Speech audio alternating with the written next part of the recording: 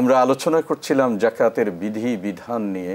মোহতারাম, তো এই জাকাত মূলত সমাজে যে বৈষম্য সৃষ্টি হয় এই বৈষম্যকে দূর করার জন্য আল্লাহ সুবহানাহু ওয়া তাআলা এই অর্থনৈতিক ব্যবস্থাটা চালু করেছেন এবং প্রিয় নবী জনাবে মুহাম্মদ রাসূলুল্লাহ সাল্লাল্লাহু আলাইহি ওয়াসাল্লাম এটার উপর খুব গুরুত্ব দিয়েছেন। নট অনলি দ্যাট, হযরত আবু বকরের জামানায় একটা গোষ্ঠী মদিনাতে জাকাত দিতে অস্বীকার করেছে, তখন হযরত আবু বকর রাদিয়াল্লাহু তাআলা আনহু খুব রাগান্বিত হয়ে বললেন, লাউ মানাউনি ইকালান, যদি কেউ রাসূলের জামানায় যে জাকাত দিত, জাকাতের পশুর সাথে যে রশি দিত, গলার রশিটাও যদি এই রশি দিতেও যদি কেউ অস্বীকার করে তার বিরুদ্ধে জিহাদ ঘোষণা করা।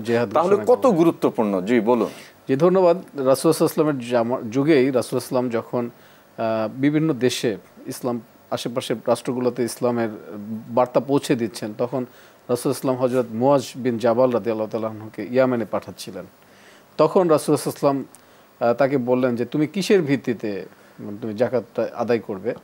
তখন রাসূল সাল্লাম তাকে শেখানোর জন্যই বললেন তুখাযু মিন আগনিয়াইহিম ওয়া তুরাদ্দু ইলা ফুকারাইহিম, যে সেখানে যারা ধনী আছে তাদের থেকে তুমি এটা কালেক্ট করবে এবং গরিবদের মাঝে সাহেবে মাল যারা সাহেবে মাল তাদের মধ্যে এটাকে বন্টন করে দিবে। আপনি দেখেন যে ইকোনমিক্সের একটা টার্ম আছে যে যে সম্পদটা, যে টাকাটা বা যে মুদ্রাটা বেশি মানে প্রচলিত হয় বা বেশি ধাবমান হয় সেটাই হচ্ছে সবচেয়ে মানে দামি কারেন্সি। যেমন 1000 টাকার যে আমাদের দেশে যে কারেন্সি আছে বা নোট আছে, এটার চেয়ে কিন্তু 500 টাকা বা 200 টাকা বা 100 টাকা 5 টাকা এটা আরও বেশি চলে, মানুষের হাতে বেশি বেশি করে ঘোরে, যার কারণে এটা সমাজের প্রতিটা আনাচে কানাচে এটার একটা প্রভাব তৈরি হয়। যখন একজন ধনী সে সম্পদকে পুঞ্জীভূত করে, ব্যবসার সম্পদকে সে করে রাখে, তখন এই সম্পদটা আর সমাজে পুঞ্জীভূত হয় না, মানুষের কাছে এটা রোলিং হয় না। এই টাকাটা যখন আল্লাহ সুবহানাহু ওয়া তাআলা যে বিধান দিয়েছেন, আপনি যেটা বলছিলেন যে 7.5 তোলা স্বর্ণ অথবা 52.5 তোলা রৌপ্য অথবা সমপরিমাণ টাকার পরে যদি কারোর অতিরিক্ত স্বাচ্ছন্দ্যের জন্য সম্পদ থাকে, সেটা 1 বছর অতিবাহিত হয়, সেই সম্পদের জাকাত দিতে হবে।